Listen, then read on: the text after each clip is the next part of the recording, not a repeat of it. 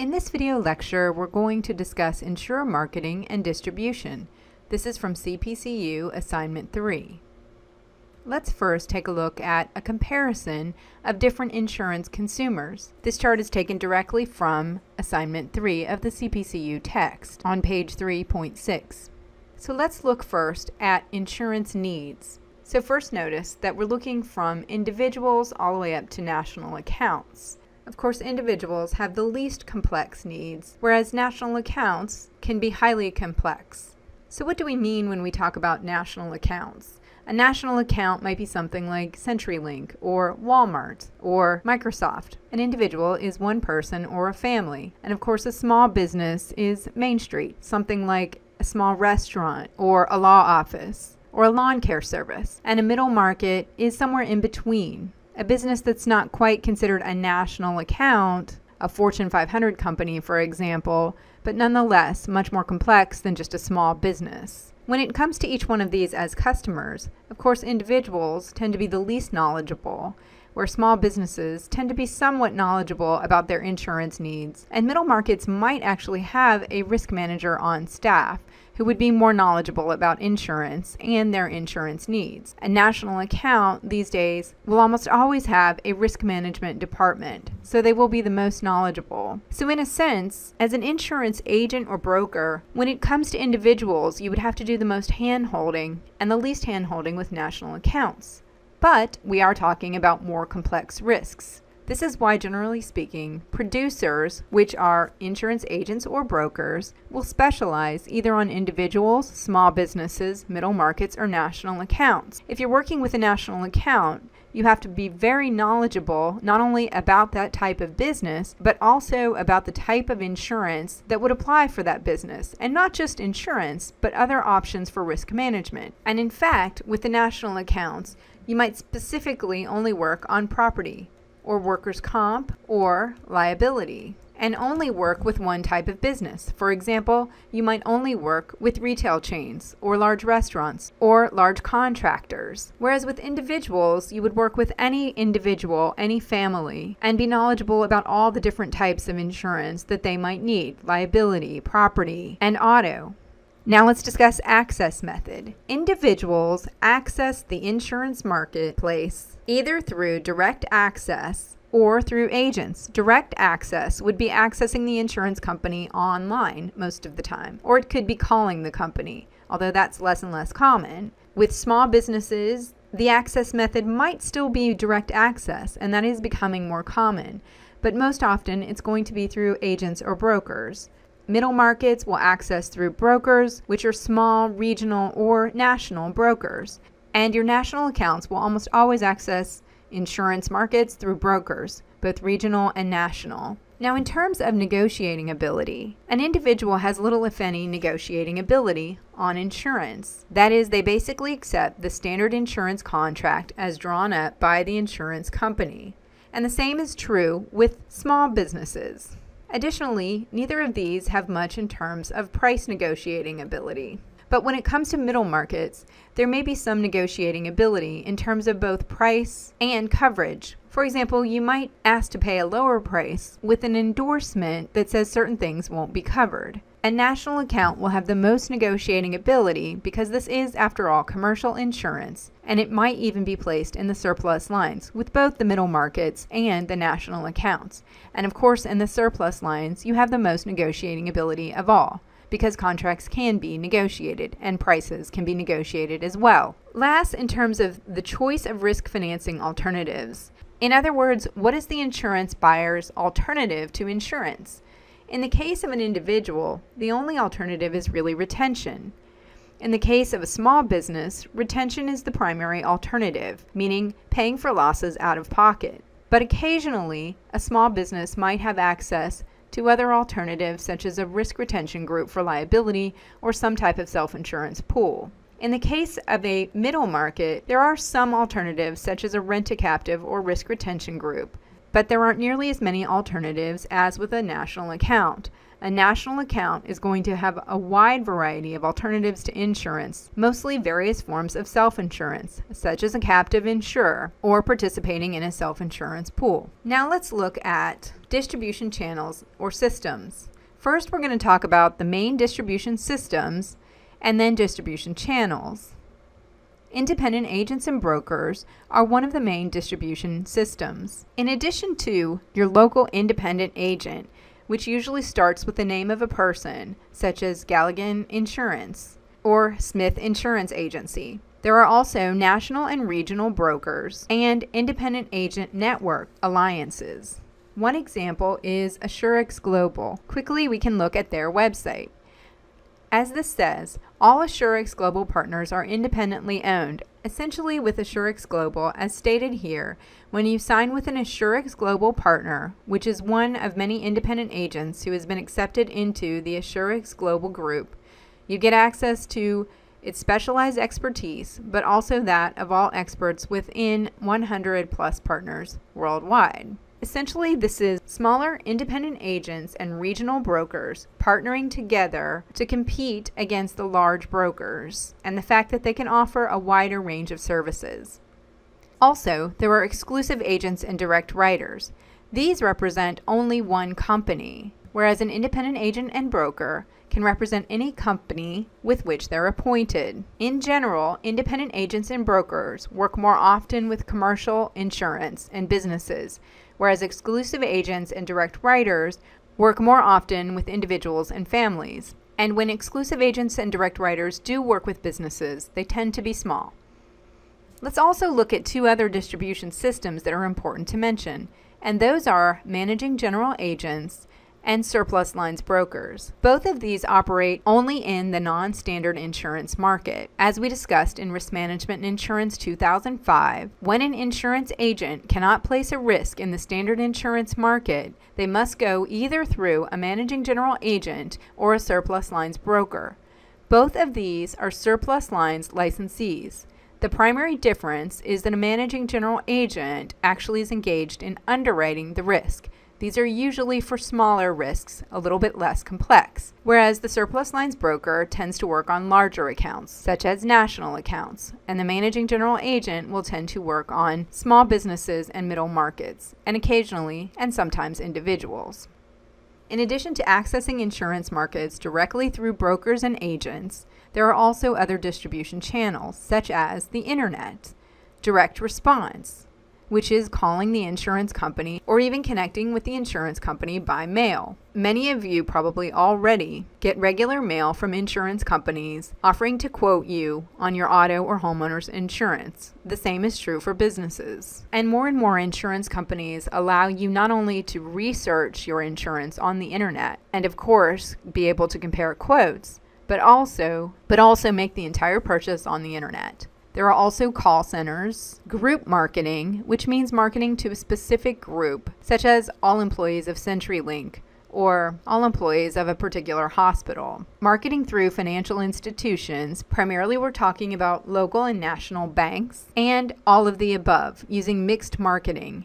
Today, using an all-of-the-above or mixed marketing approach seems to be the chosen method of most larger insurance companies. For example, take a look at the Hartford's website. On the Hartford's website, you can not only look at quotes, you can actually even make determinations about the type of coverage that you might need. The Hartford does, in my opinion, a particularly good job of marketing to small and medium-sized businesses. Now let's look at market differentiation. As you can see from what we just discussed, if you're in the business of marketing insurance, you have a lot of competition. These days, there are a lot of different ways that insurance consumers can access insurance markets. Even just within the broker and agent population, there's a tremendous amount of competition. So how do you differentiate yourself from the competition? Here are some of the ways that brokers and agents can differentiate themselves. By having a customer focus. A buzzword here is market intelligence. That is knowing your markets. The CPCU talks about this, and to me, this is incredibly important. It's always best to take a really significant interest in whatever you're marketing. So if you're marketing, let's say, to fisheries, you should be extremely knowledgeable about the business of fisheries. And if you're marketing to sports teams, you should be extremely knowledgeable at that. Perhaps you want to market to retail clothing stores. You have to understand the complexity of all the different risks that retail clothing stores might face. And those risks are different if they're small retail stores versus large national accounts. So you're unlikely to be able to be an expert in both small and large markets. The products and services you offer is also important. Not only do you have to have a wide range of products and services to differentiate yourself from your competitors, but you also have to know those products and services extremely well. Then size. Size can help or hurt an insurance agent. Some people like to deal with small agencies, but of course, as a larger agency, you have access to more expertise and many times more support, such as technical support, promotional support, clerical support, and even leadership. Then there's geographic area. Obviously, if you're selling to catfish farms, it's good to be in an area like Louisiana. But if your focus is more on ski resorts or surfing, you're in the wrong geographic area. And the distribution system that you use. Whether you're a captive agent, an independent agent, or a broker, this differentiates you from the rest of the market. And you need to leverage what differentiates you. As a broker, you represent the policy holder. But on the other extreme, as a captive agent, you really represent the carrier in the sense that you can only sell their products and services. But you can also leverage the fact that you know their products and services extremely well. Now let's take a look at considerations in the insurance marketplace. These are things that the insurance agent or broker generally has no control over. They're things that impact the insurance marketplace, but are basically external to the insurance agent and even the insurance company. They are economic forces. For example, when there's a downturn in the economy, that will generally mean that in some lines of business, people buy less insurance. And underwriting cycles. We'll talk about this in a future class, but underwriting cycles can dramatically impact how much business an insurance agent or broker can write. Regulatory controls. As we saw from the last chapter, regulators can have a significant impact on the insurance marketplace. Demands for technology. This is something that is increasingly affecting how insurance agents and companies do business, as we've already discussed. The last chapter of this course will be on information technology, and you'll see the significant impact that it's having on insurance distribution. And unanticipated catastrophic losses, like hurricanes, wildfires, terrorist attacks, and other man-made and natural disasters can have a significant impact on the insurance business. So when thinking about how to apply all of this information, think about market differentiation and considerations in the insurance marketplace. When you would market insurance for new products like a drone rental company or a sharing economy organization. An interesting article about this is how insurance tech could change the sharing economy forever. There's some compelling information here about the types of insurance products that are currently available and how they're lacking for sharing economy companies like Lyft, Uber, and Airbnb. So in general, be thinking about what considerations might you have when it comes to marketing to these new kinds of businesses. These are great opportunities, but with these opportunities comes risks in making sure that you're marketing the appropriate insurance coverage to these new potential customers. Now let's discuss specific insurer marketing activities. First, let's discuss marketing research, market segmentation, and market development. Marketing research methods include establishing focus groups and using predictive analytics. Focus groups can be extremely useful by taking a sample of the population and doing a detailed analysis of their insurance needs. The sample would be representative of the potential future insurance buyers you might have. Go back to our example of marketing to catfish farms. You would obviously use catfish farmers as your focus group, or you might market products to Uber drivers. Again, you would use Uber drivers and analyze the risks that they have faced and the concerns that they have, as well as how to best interest them and engage them in purchasing your product. Then predictive analytics is possibly using the information you've gathered from focus groups, but also other sources of information, and using those predictive analytics to determine how well your marketing strategies will work. Next, market segmentation. This includes things like target marketing and niche marketing. As stated in the textbook, target marketing is a practice of more closely defining a group of customers within a market segment. Niche marketing is a well-defined, often small marketing segment of the population that has specific needs. So niche marketing is generally more specific even than target marketing. Your target market might be farmers, but your niche market might be catfish farmers.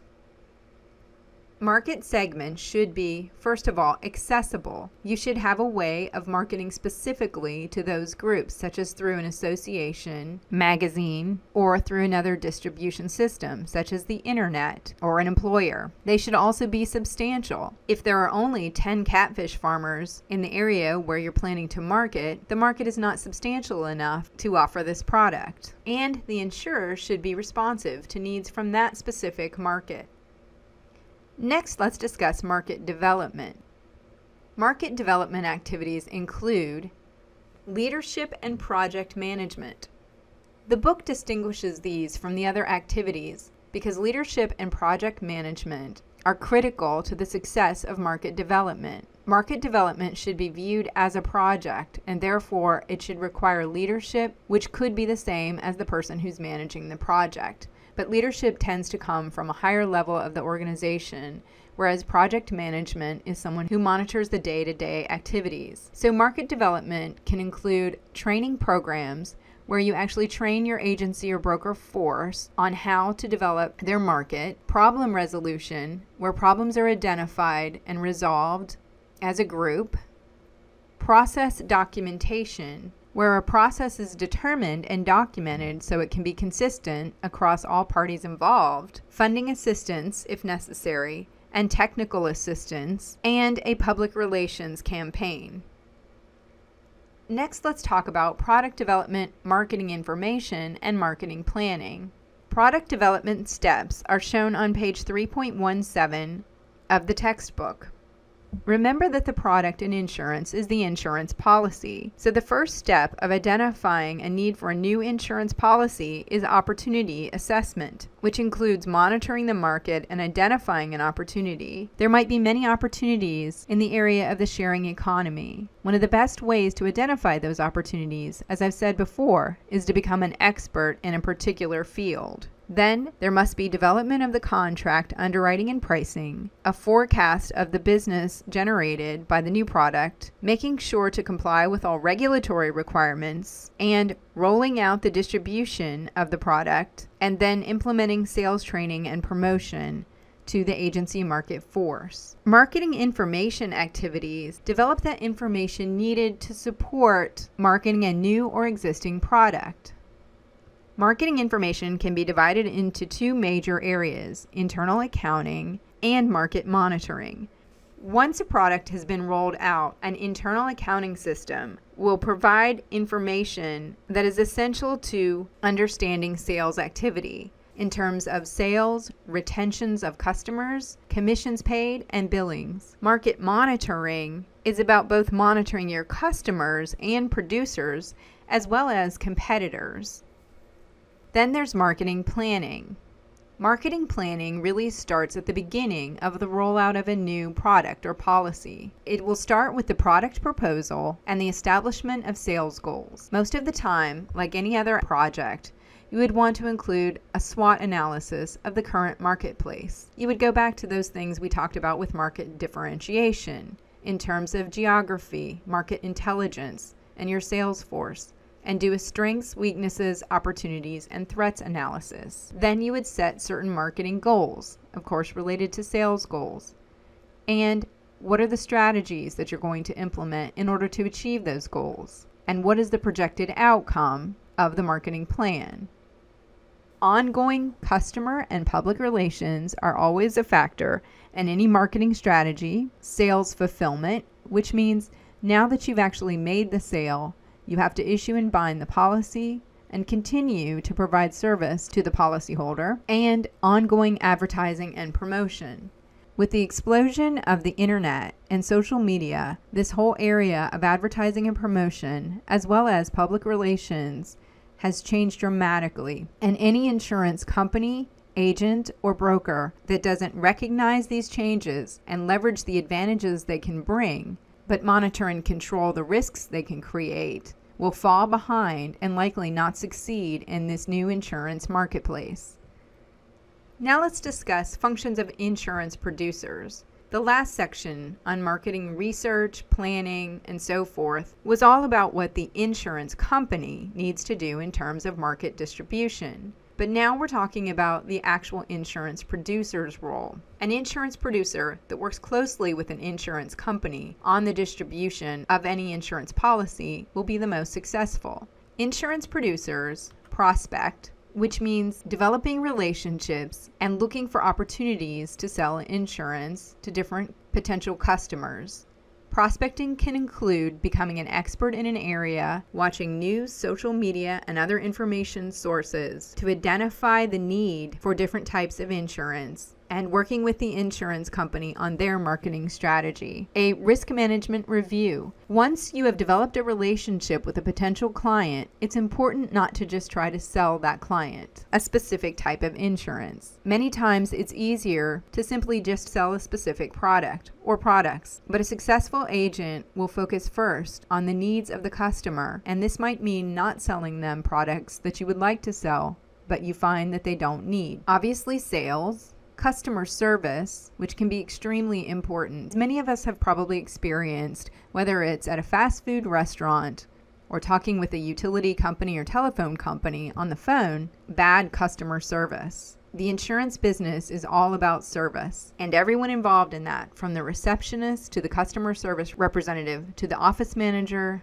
to the producer himself, influences the reputation of that agency and other associated agencies. So the agency should have a clear idea of the customer service that they want to be seen as providing. Customer service also involves policy issuance and premium collection. While premium collection may seem like a simple aspect of a producer's job, if the producer doesn't collect the premium and remit it to the carrier, this can impact the policyholder's coverage and claims handling. While producers don't often actually issue the check for a claim, many times consumers want the producer involved in that claim. They want the producer to be the face of their insurance on all aspects of the insurance coverage, from the beginning of the sale to the end of the claim.